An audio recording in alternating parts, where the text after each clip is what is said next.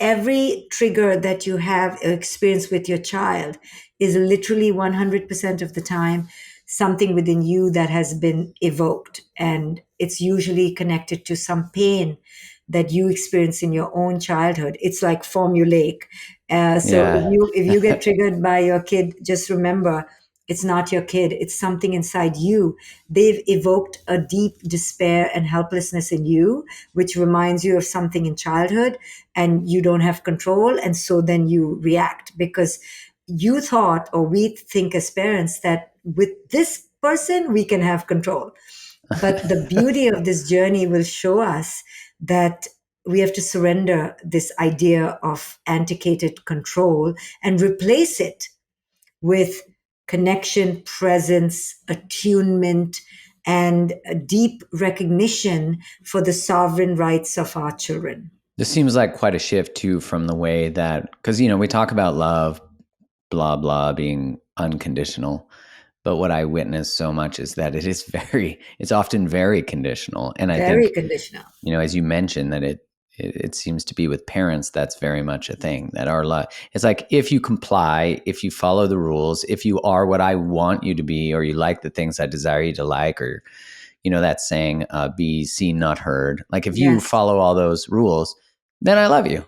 But if you yes. don't, I mean, maybe I don't. Like, I withdraw it, which feels very childish, but Correct. yeah. And parents will be really upset if you because you said that, because parents like to tout themselves as the most unconditional beings on earth because they're not aware of their manipulation. They're not aware of their using their children to meet their own fantasies. They believe it's their right to do that to another being. So it's very triggering and provocative for a parent to be told that you are conditionally loving your children. That's just the ego of the parent that doesn't want to see how their love is laced, heavily laced, and intoxicated by the hunger for power, ownership, and control. Just being able to confront the idea that the trigger is 100% of the time something in you. I mean, being that I navigate that relationally, with my wife, I know and I'm aware mindfully that that's going to occur. But I also, I'm like, oh God, more triggers, like more things I got to excavate, and I'm excited about it. But also I'm like, God damn, like the work is never done, like this new being's going to come in. Yeah, you have no idea. With another adult, you expect to be triggered. And with another adult, you can at least justify it that, their parents were messed up. It's your Yeah, mother-in-law's it's true. fault. It's 50-50, right? You can cognitively justify a lot of it. But with your child, you're the bloody parent. Like, who to blame? Right. You're like, who's your parent? Who is Oh, your parent, damn it. right? And they're like, oh my goodness, look in the mirror.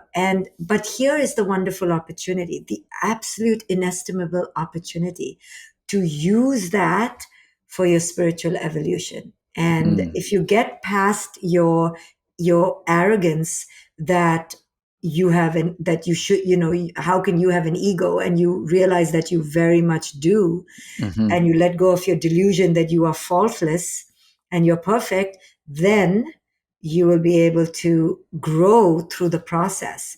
But most of us feel a lot of guilt when that ego shows up because we're not prepared for it and we don't know how to use it as a spiritual agent of change.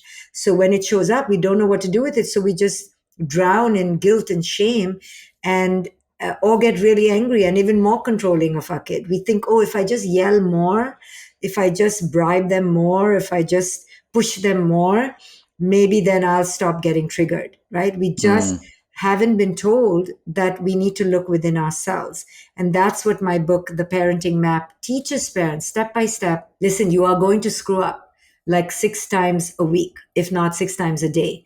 The point is not to screw up. The point is to see that as an opportunity to ask yourself, what does this say about my pain? Like, where is this coming Mm. from? And to examine yourself. And then you will be exposed to so much growth that you can use that in all your relationships, not just with your child.